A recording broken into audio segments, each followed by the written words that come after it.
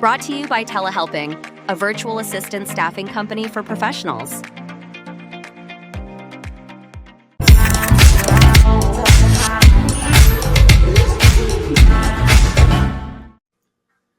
Well, hello, everyone. My name is Cody Hall. I'm the host of the Faces podcast, Entrepreneurs Are People Too, and the founding CEO at Telehelping, a virtual staffing organization, and the herein sponsor of my podcast. So I appreciate you, Telehelping, for allowing me the opportunity to chat with people like CJ. CJ, how are you doing today?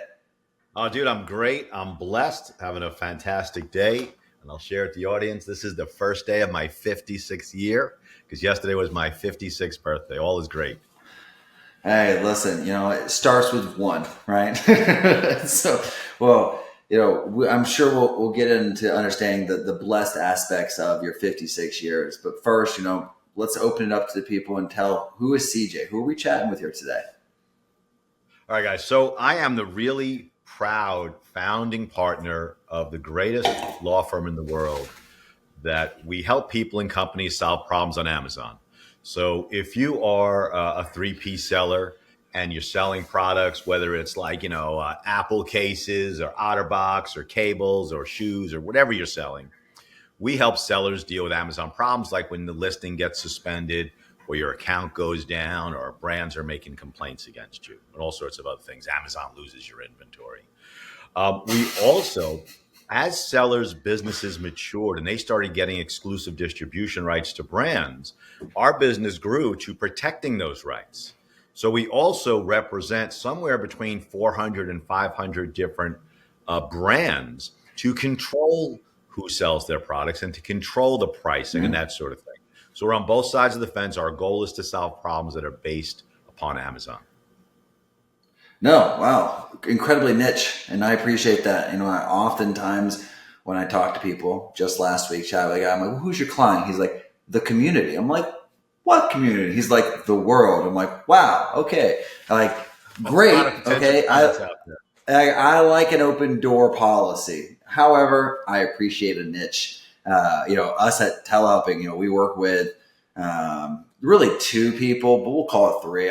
Accounting and finance might as well be one, but we'll separate them for, just the purpose of, they want to be separated. So, and then legal, right? And so, people, you have to niche up. I appreciate a good niche. So I'm interested in understanding, CJ, how did you get into legal work for Amazon? All right. So the early part of my career, the first, 10 years or so, I always represented a handful of entrepreneurs. They were like friends, frat brothers, the people they did business with. But my main cash flow came from actually being in court trying cases, right? So roughly, 14 years ago, give or take, I went through a divorce. And at that time, I told all the judges, hold my cases on the side until I resolved my divorce. And by the time the divorce was resolved, the judges were basically on strike, right? Because they hadn't received a raise for 10 years. They were all pissed off. So I had to find something else to do. And one of the business people that I helped buy an Amazon-based business, we were on the phone or having lunch. He's like, hey, accounts are being suspended. Listings are going down. I don't know if you know what I'm talking about, but you should look into this. And I looked into it, and there were two people doing it at the time. And I was like, this is a great thing. It's entrepreneurs, has a lot to do with intellectual property, and neither one of those two had any business dealing with intellectual property issues. And I loved working with entrepreneurs. So with my new life post-divorce, I totally pivoted my career into solely focusing on Amazon. And I've never looked back, and I absolutely adore working with the entrepreneurs every day. There's a lot of tense moments and a lot of successes and a lot of obstacles. But you guys are just like me, and I love it.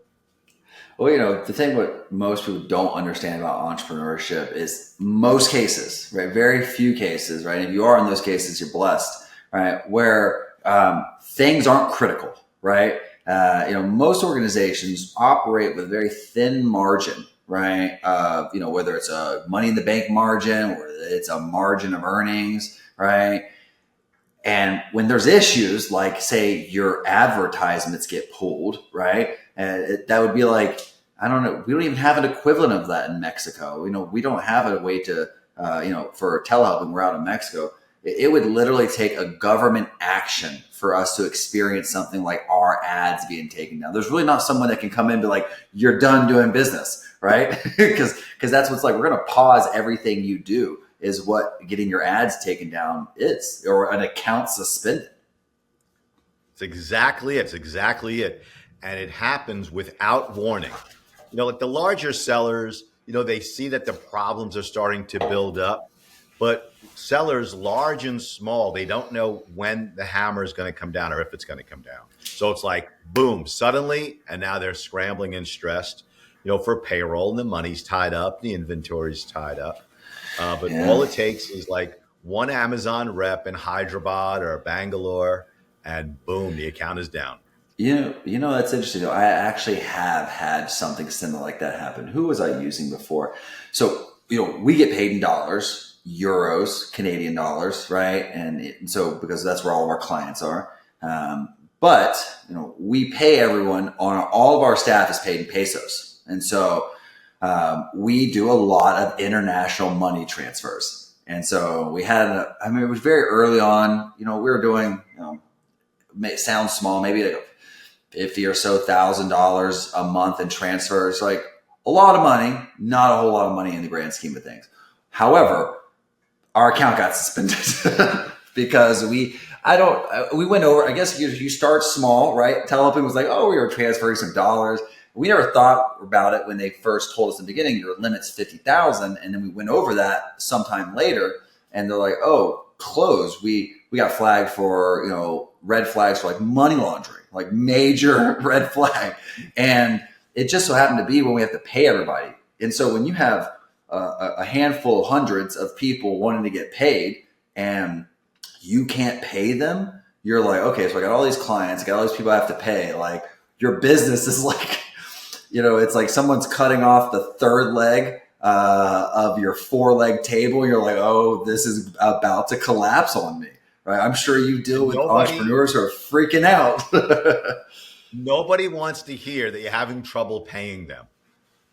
Correct. Yeah, absolutely not. They don't believe it. It's a problem. Yeah. And then if you're looking, we've had that issue. We had staff in China. We currently have staff in the Philippines. We have former Amazonians who work for us that we stole from Amazon that are in India. Right. And it's a very similar thing. They, people are really willing to put their blood, sweat, and tears into growing with you. But, they do it because they got to feed their families. That's a big problem when you can't pay somebody. Well, and that's, I say it all the time, when people are like, what's the point of working with a BPO like telehelping? I'm like, well, because it becomes our problem. It's not your problem. Right. I remember at that time, maybe we were up what seemed like to be a day, the entire team, paying people through points like Electra in Mexico, like sending money to an organization that they could pick up cash, right? We were making it happen. And then all that was going on while I was trying to get us a bigger account budget. And so, thank goodness now we have an unlimited ability to send money. There is no limit. And so, there is a limit, but it's so god awfully large. If we get there, that's a bigger problem. I'll worry about that later. And so, but my point getting on that tangent was, you're dealing with absolute crisis, like when these things are taking place. When we're hiring our client relations staff, who are the people that feel the incoming calls for help, the incoming case submissions, emails, right? And they're the front line. So when a seller or a brand is all of a sudden like they are in a really bad spot, right? So we train them. We tell them no one is ever going to call you and tell you things are going well. They're only calling because they have a problem. Like you don't go see the oncologist if you're feeling great. And that's part of the training process on how to deal with entrepreneurs, and large or small. Like if you are a larger business, you have more payroll and more responsibility. A lot of people don't get that. When you hire someone, you are taking responsibility for keeping them busy and getting them paid. And so that's what we train our client relations team. Everyone's calling you and everyone is stressed out. Yeah. Heck, I'm going to take my hat off and throw it into the ring. I love this business. And so please allow telehelping a next opportunity to support you in some way, because it reminds me another one of my organizations that we support. They do insurance for personal protection cases. So they're a law firm group that they're only getting contacted. People pay an insurance fee every month. I'm actually a member. So if I use this can to the gun in that drawer, right, and I need a lawyer, they're going to defend me in civil and criminal court cases. And so we provide them inbound people. And when they get hired, like, listen, when you're getting calls, it's because someone had to use deadly force, right? Which resulted in someone dying or in someone being gravely injured. And so understand that every call you get is a holy crap situation, right?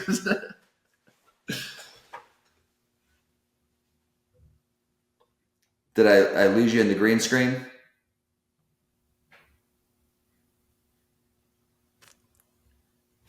Oh, hey, dude, I'm not sure if it's me or you. There's a freezing in there.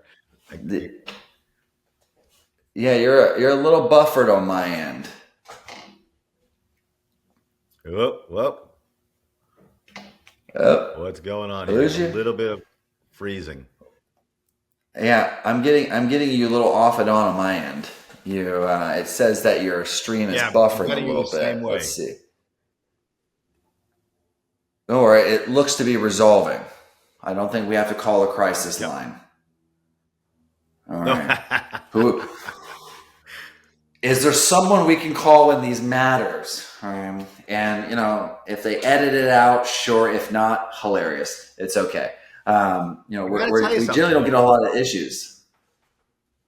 The freezing is an example of all of a sudden there's something that has to be resolved, right?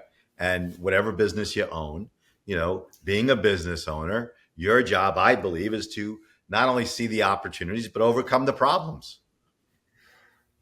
Yeah, well, that's entrepreneurs. Like, I oftentimes say entrepreneurs are firefighters, and not in the physical firefighting world, but every day you're sitting there figuring like, okay, well, something is going to happen today that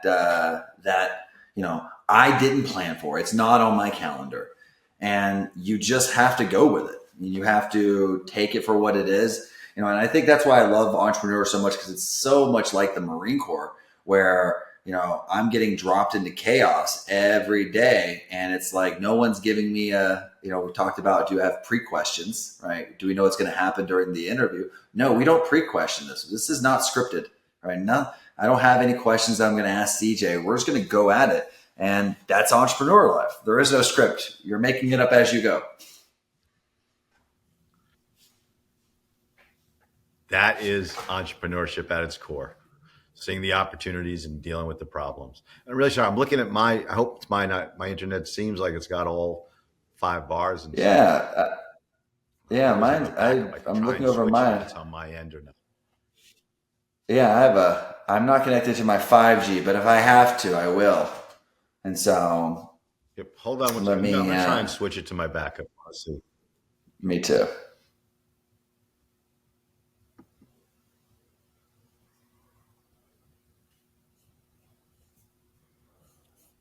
Okay, I don't know if that's any better. Well, nope. I also switched to my 5G, and so all right, you're looking great now, clear as mud, and so there we go, perfect, clear as mud, baby. All right, and so both on our thank you from our. That's also part of entrepreneurship, right? You always and it. I think it is second nature to entrepreneurs that you're thinking a few steps ahead, what's going to happen here, and with a backup plan and a parachute. Like we both had backup internets. Do we really need backup internets? Generally, no. But once in a blue moon, I got a second system over here to my right. The big system is, on the other side of my green room. Okay. But I got a second one right there. And that's what we do. Because you have that problem once, you want to be able to solve it the next time it comes around. Same thing like money transfer services and all that kind of stuff. And guess what? Now we have backups, right? And so after that situation, we created, because at first it was like we leave all our money in the United States. I wasn't a Mexican citizen at the time, so I didn't really have the ability to hold money in Mexico.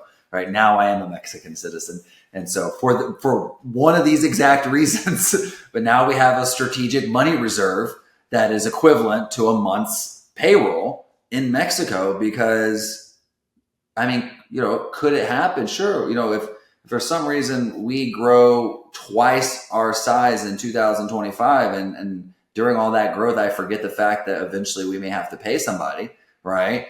And so, that could become an issue. And so I love what you're doing. Actually, it's interesting because we work with many businesses that are in the crisis world of things, because we work with lawyers, and that puts us in interesting cases, right?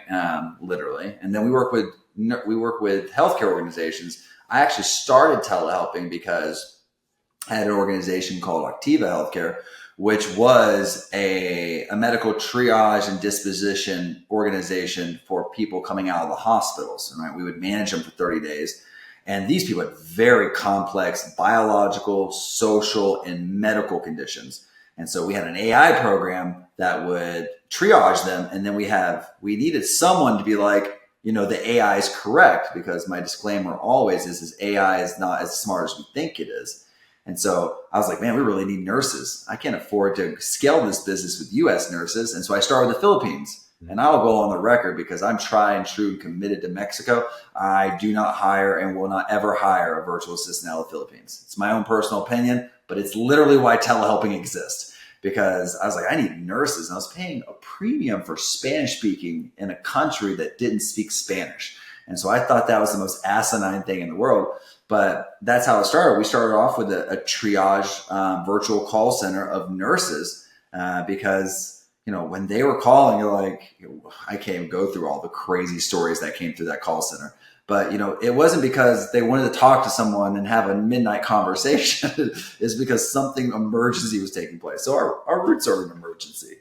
So I got to say, I love what you did, because if you were just some guy working in a company, they charge more to speak Spanish, that would have been the end of it, right? But as the owner, as the entrepreneur, you thought it through. Like, why am I paying to hire in a country where, one, the labor is much, much higher, and their Spanish is secondary and likely not as good? So you hire in Mexico, you're probably paying a lot more than they can earn locally, and simultaneously saving a ton of money by not paying Americanos. Yeah, it's such an interesting backstory, and I've never really talked about it online. I started interviewing you.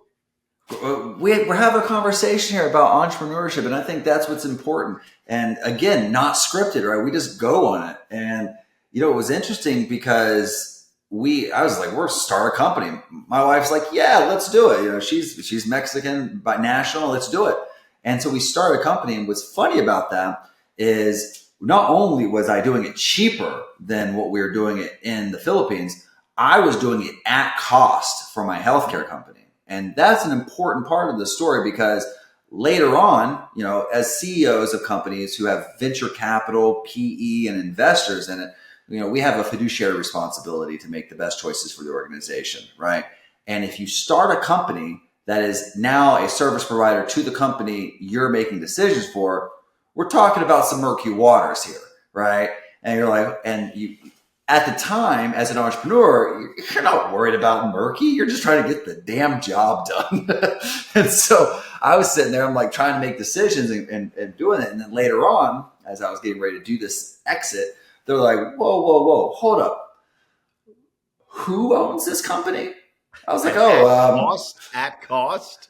Right? And they're like, who owns this company? I'm like, I said my wife's name. And they're like, aren't you married to her? I was like, I am. And they're like, oh, that's not good, Cody. We gotta pull back these layers. And then What saved me was that I was paying $2,500 a month for a nurse in the Philippines, and I was charging them $1,000. So that net $1,500 is why I didn't get my butt handed to me in the court. Yes. Scary. It's always, that's why I love working with entrepreneurs. I love working with business owners, because the thoughtfulness, the endlessly moving forward sometimes, or often without all the information, making the best judgment calls that we can, but then being open to pivot. These things are foreign to a lot of people.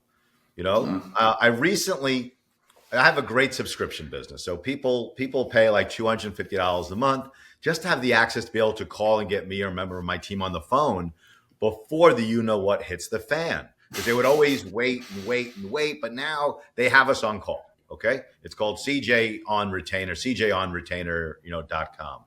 And I have a buddy of mine who's retiring after teaching and being a principal for like 30 years.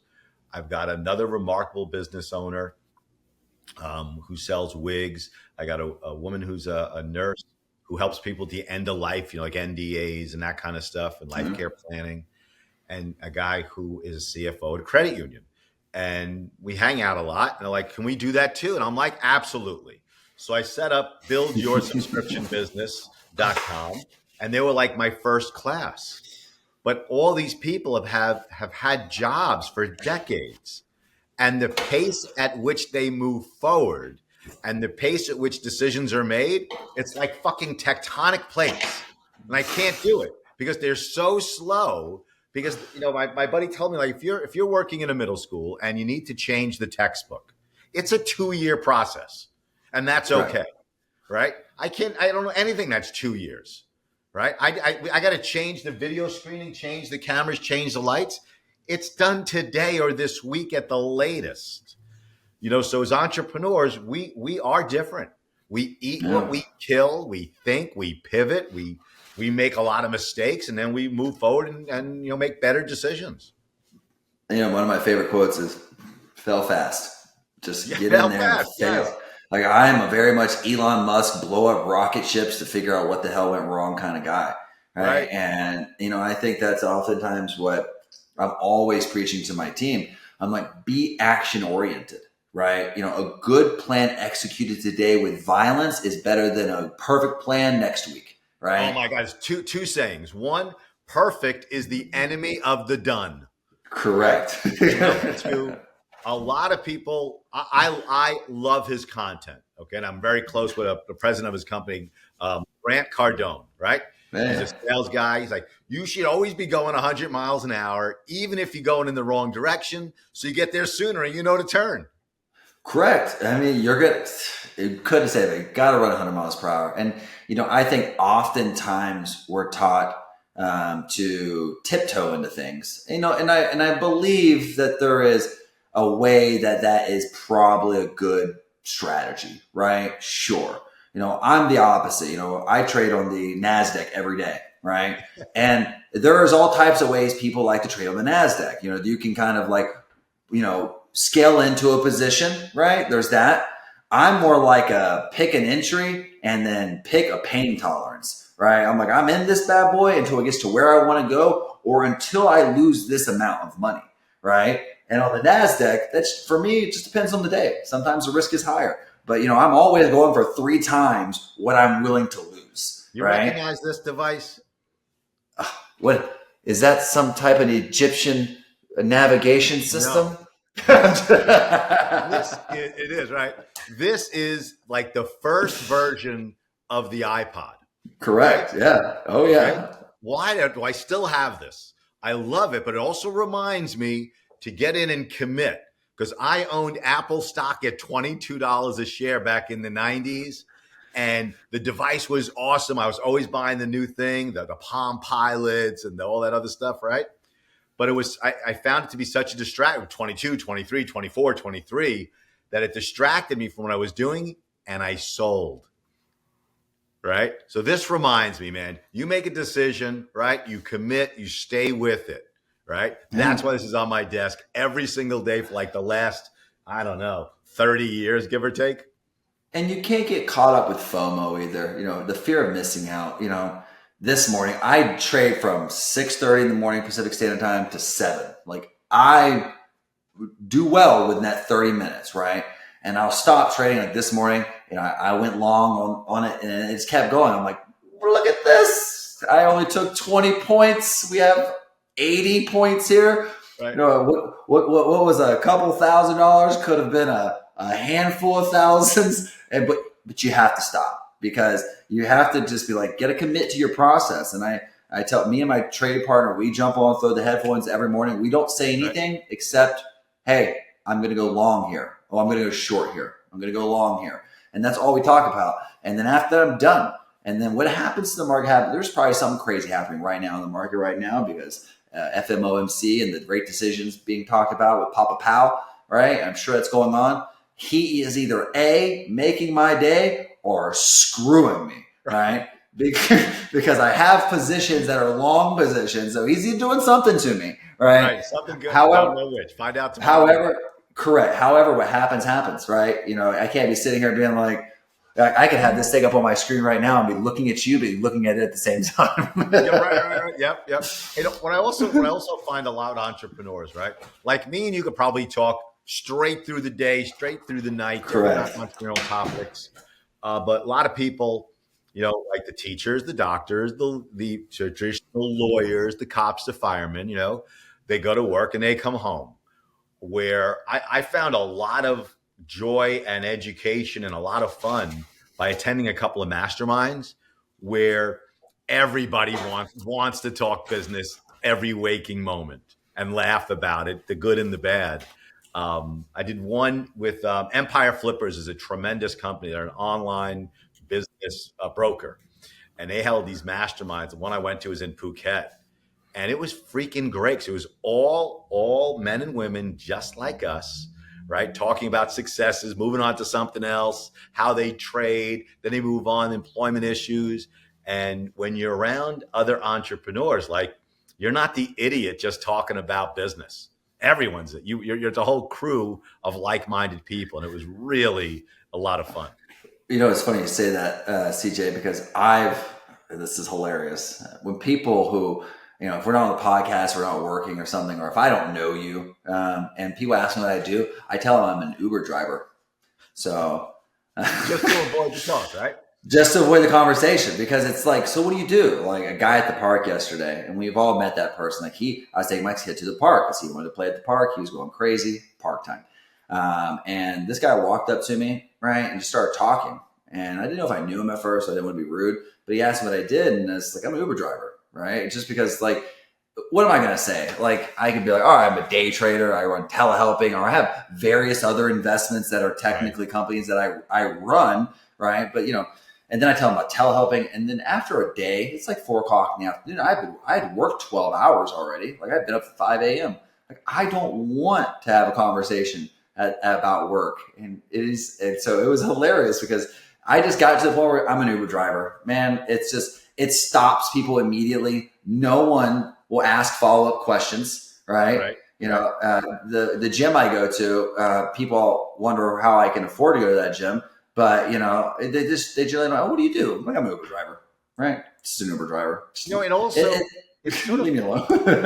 It also avoids, you know, the people who are going to tell you, slow down. Why do you work so hard? Why are you in so many things? You know, like I have a lot of friends and they're really good friends. And I know their heart is in the right place. You know, like over the last couple of years, I really decided I don't want to pay any more taxes. I just don't want to, right? I went back to law school. I got a master's in tax and I've got into real estate pretty heavily. And, you know, it's a lot of running around. Why are you doing that? You know, like to us, we do it because it comes naturally and we want to. And I don't want those conversations of people telling me I'm doing too much. I'd rather have the conversation with a guy like you who's like, holy shit, that's really cool. Yeah. You know, I'm day trading from 6:30 to 7, but then, you know, by 4:00, I've worked 12 hours because that keeps me fired up, you know, talking to like-minded people. You know, it's important. And, you know, I think that I want people to be clear here too in the hustle culture, right? And I want to say this with caution. I've already made it. Like, be very clear. This is all a hobby for me. Like, you know, I could close telehelping tomorrow, stop trading, and I don't have to work a day in my life. Like, I'm done, right? 35, cash me out, right? And if I live modestly, right, and I'm responsible, I can survive the rest of my life and not have to work. So when I say I work 12-hour days, it's because I want to, right? And I've worked 12 hours. And the reason I can work 12-hour days by option is because I've worked 12-hour days because I had to, right? And and sometimes that want and need is a very gray area for us. And because I definitely, and I'm sure you like mine, you have to sometimes tell yourself not to work, right? And so I have to be like, okay, I'm done at this. Like I have to schedule off time. Like, all right, Greg, I'm done. I'm like, hey, at 4 o'clock today, I'm going to go play tennis, right? Because if I didn't play tennis and there's nothing on the calendar, and if my son doesn't come in here and distract me, I'm just going to keep going. Like it never ends. There's a list of things, right? I think what helps me end is my employees stop working. That kind of helps me realize. I'm like, oh wait, they're gone. Hey, why am I here? I was here before them, right? I gotta say also, I'm 20 years older than you, right? And while I still enjoy most days at work, I see my sister's a retired teacher, our husband's a retired electrician, my buddy retired from being a principal. So I am focused on taking a lot more time off, right? But like my time off right now is like jumping on my Harley, right? And I'll do a 2-day ride to the trade show that I want to go to rather than catch a flight. And to me, that's like time off. I'm picking up, I'm switching to the cruiser style bikes, right? And so I'm trading in a BMW for an Indian. This bike is like off the charts. It's in Indianapolis, right? So I'm taking a couple of days. I'm going to ride the Beamer out there. I'm going to stop by in Cleveland, see my daughter. I got a business meeting in Columbus. I'll make it to Indy, So, but I am focused on, like you mentioned, making sure you're hitting the gym, and that I think that people like us who are up early, we earn the right to enjoy the time off. But I think also as time goes on and you're in it because you really love it, not because you really need it to eat. It is important to do a lot more stuff that you really do enjoy. Whether, for me, I'm redeveloping real estate. It's work, but I'm loving it. Doing what you love to do. It's a challenge too. And it never ends. There's I'm in the rental property business, right? And I have been fighting it out with Clark County for 2.5 years, legally and everything, getting an Airbnb license, right? Because they're fighting hard for it. And so, good news is I'm about to get my Airbnb license. Super excited for that, but it took so much time, and and there's always like the noise that comes along with it, right? And I tell people all the time, you make decisions for good intentions, and then life and the universe is like, well, let's see how hard he wants it. Like, let's see, because if just getting into real estate was a way to make $1 gazillion, and everyone who just got into real estate would make $1 gazillion, right?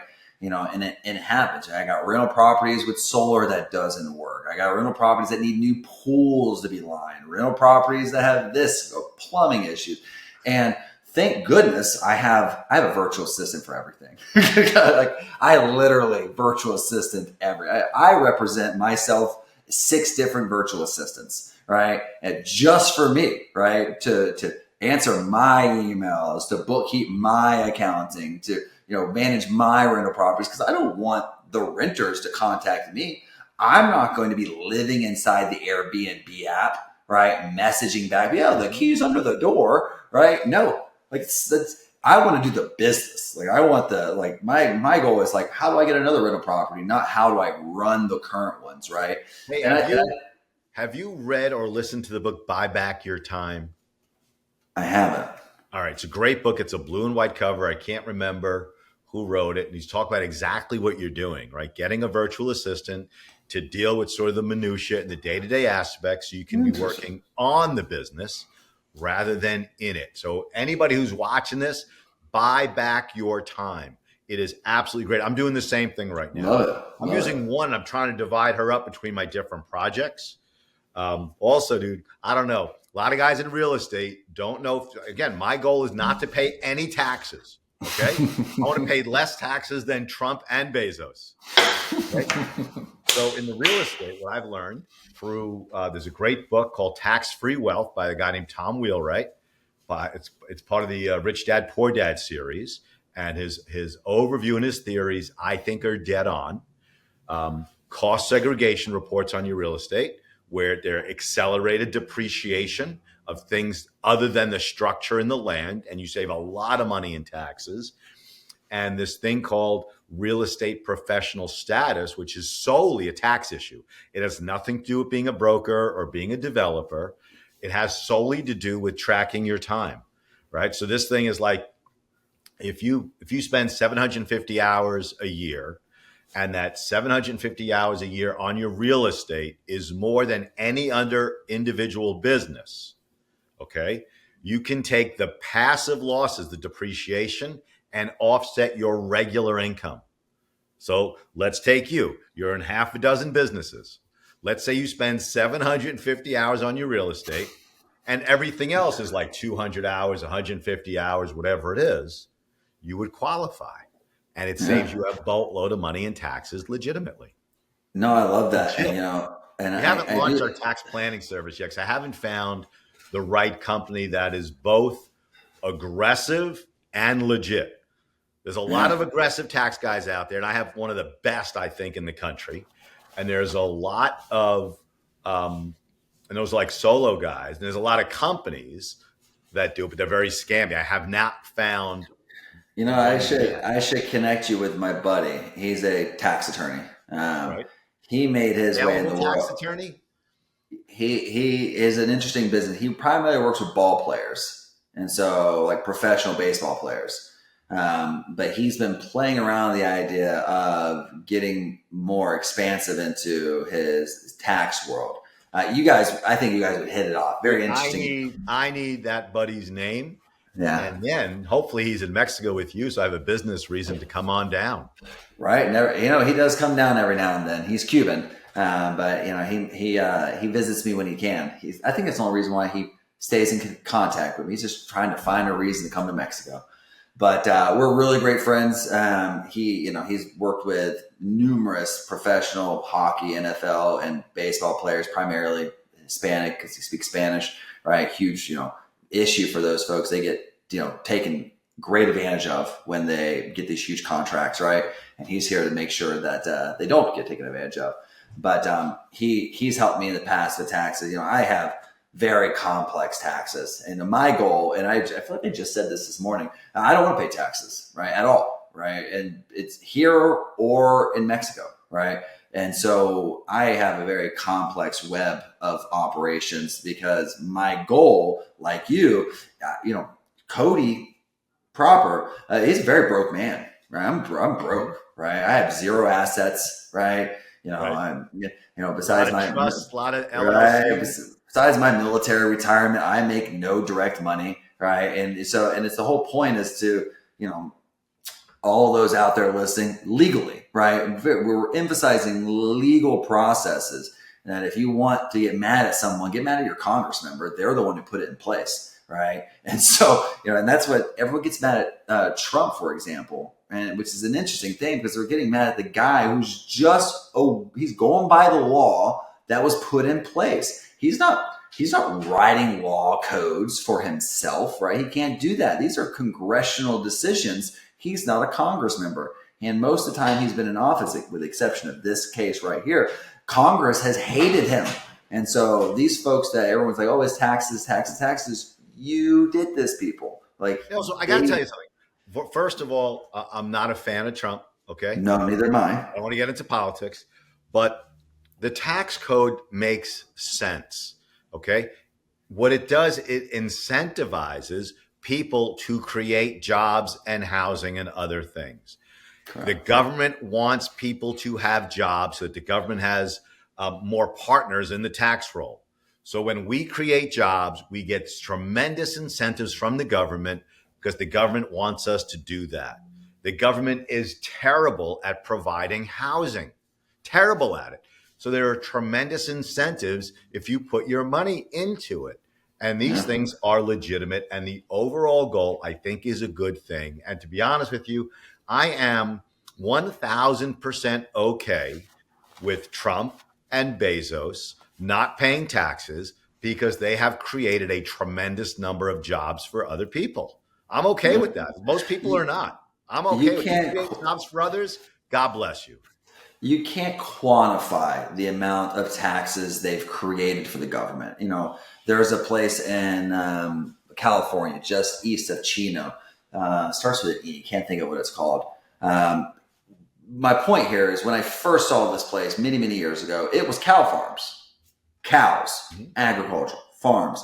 And so around this place, you go there now, you will not see a cow farm, because what is there is multiple Amazon facilities that are surrounded by multiple home subdivisions, that are surrounded by multiple shopping centers and thousands of restaurants, thousands of small businesses that are only there because Amazon went there. And so when he didn't pay anything on taxes on that location and he got a tax incentive and he doesn't pay tax, that's because he created so many jobs through 1, 2, 3, and 4 connections that are now leases and income taxes and property taxes and car payments and insurance, like things that we can't even, the math would be so difficult to quantify, right? That's why they don't pay tax. I mean, I myself, my call centers in Mexico, they were essentially free purchases, right? Because at the time, I've sold my call centers. We're virtual now because call centers physically are difficult, very painful. Well, wealth creating, but painful. And I didn't want that life anymore. However, at the time I had them, they were free because I was employing hundreds of people, right? And I was having them come to communities because I was bringing English-speaking Mexicans in an area that was and they were getting paid sometimes twice as much as the average salary, and they were spending a lot of money in that area. Of course, I was going to get incentivized. I love it. I gotta tell you, I love it. And as you learn more and more, like the details, like the way I started on this path is, one, getting pissed off I was paying too much in taxes. Then it led me to a bunch of books and seminars, led me to Tom Wheelwright. And again, tax-free wealth. I went to 2 of his courses. One was at ASU in Arizona. I forget what the other one was. And I'm like, this guy is dead on in terms of theories. But I felt like sort of the background information was a little bit lacking, which sent me applying to 2 different law schools to go back for this. It's called an LLM in tax, to get sort of the underlying Supreme Court cases, the specific tax codes. And for anyone who owns a business, you should know this. Your tax guy is not bringing ideas to you. Correct.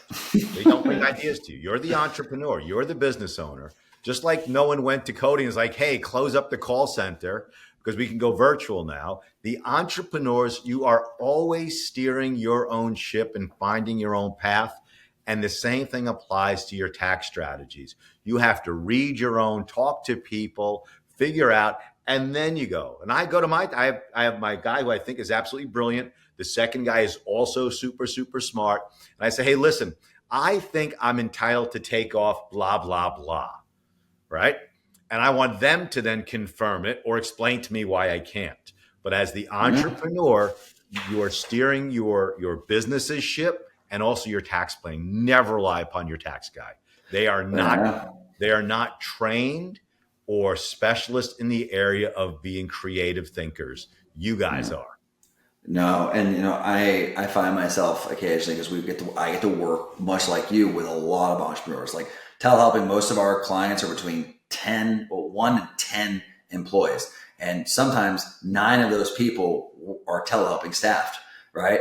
And so we work with small businesses, and I consult with some of them at times. And one of the companies I work with is a tax advisory firm, and one of the things that they provide that you just don't ever see is proactive tax strategy, right? They sit down and say, hey, CJ, what are we trying to achieve here? Let's talk about it. Let's get the chessboard and then let's review it. And that's a rare value that people don't quite understand. And it's so rare that people sometimes don't understand why it's valuable, because they're just used to going to H&R Block or to some CPA, right? And saying, well, my CPA guy has me.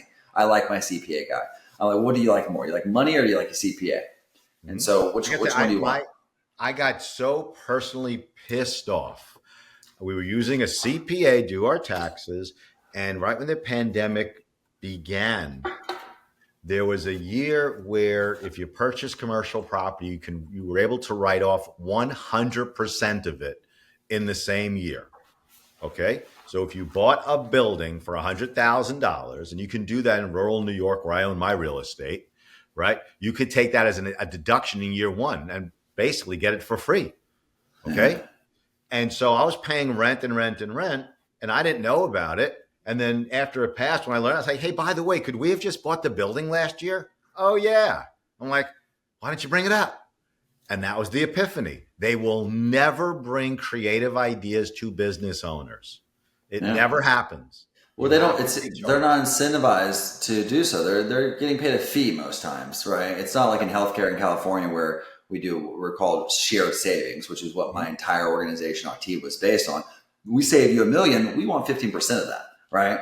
And so things like that. But CJ, I think that if I could derive a theme, I like to do so, especially in conversations where sometimes we get on here, we talk about a specific topic, but I think you and I were able to highlight a lot of key parts of entrepreneurship, right? And I think the mentality that we've been able to skim off the top of all these topics is that, you have to be the master of your own universe, right?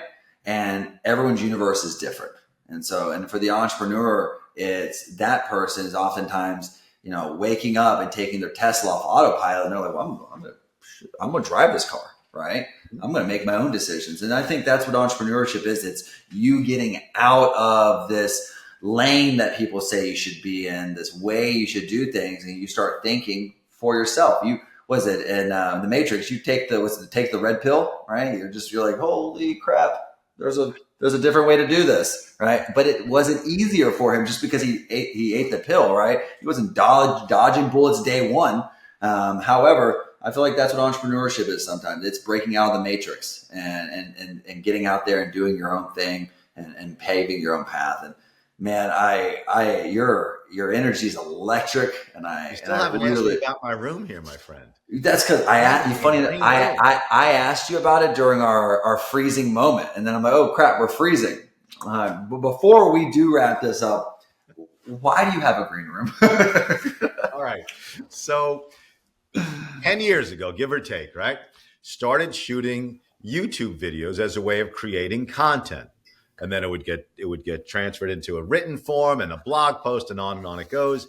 And as the months and then years progressed, I kept building bigger and better and solving problems in terms of shooting our YouTube videos, which this is the latest version of it, right? So the entire room is about 20 by 20, other than the 8-foot area that I actually stand and work in, which is white. The entire floor, walls, and ceiling are green, right? If I'm going to interview somebody, I can interview them on these two things that are, through like a Zoom or a Google Meet. I've got another screen over here. There are 2 cameras. And at any time, we just go in here. The whole thing lights up. The microphones are in the walls and in the ceilings and in the floor. And so it allows me to create content like that. We have a conversation, an issue comes up on that. We just won we just won several cases with Amazon where Amazon is amicably releasing tons of our clients' money.